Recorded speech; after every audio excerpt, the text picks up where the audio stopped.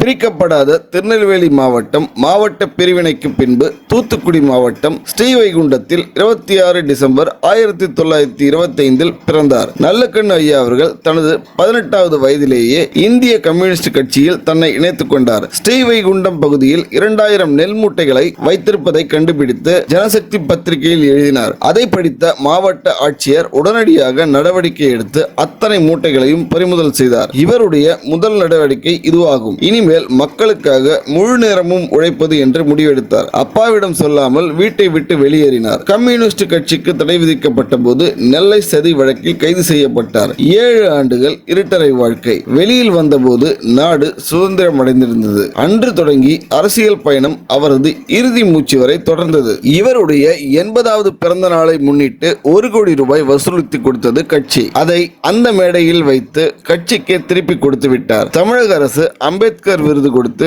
1 லட்சம் ரூபாயை வழங்கியது. அதில் பாதியை கட்சிக்கும் மீதியை விவசாய தொழிலாளர் சங்கத்திற்கும் கொடுத்து விட்டார். சாதிய அக்கிரமங்களுக்கு எதிராக தொடர்ந்து குரல் கொடுத்து வந்தவர். அதற்காக தன் வாழ்க்கையை சிறை கொட்டடிகளில் கிழித்தார். திரு ஆர். நல்லக்கண்ணு ஐயா அவர்கள் இந்திய பொது உடைமை கட்சியின் மூத்த தலைவராகவும் கட்சியின் தமிழ்நாடு மாநில முன்னாள் செயலாளராக 13 ஆண்டு காலம் இருந்தார். 25 ஆண்டுகள் விவசாய தொழிலாளர் சங்கத்தின் தலைவராக பணியாற்றினார். இவருடைய விருதுகள் 2007 ஆகஸ்ட் 14 தமிழக ஆளுநர் சுர்ஜித் சிங் பர்னாலாவிடமிருந்து சகாயோகி விருது, 2007 தமிழக அரசின் அம்பேத்கர் விருது, 2008 அக்டோபர் 3 அகில இந்திய மகாத்மா காந்தி சமூக நல மன்றத்தின் சமூக சேவைக்கான காந்திய விருது, 2009 ஜனவரி 21 மாவட்ட எழுத்தாளர் சங்கத்தின் ஜீவா விருது, 2022 தகைசால் தமிழர் விருது. இவரின் துணைவியார் ரஞ்சிதம் அவர்கள் ஆவார். இவர்களுக்கு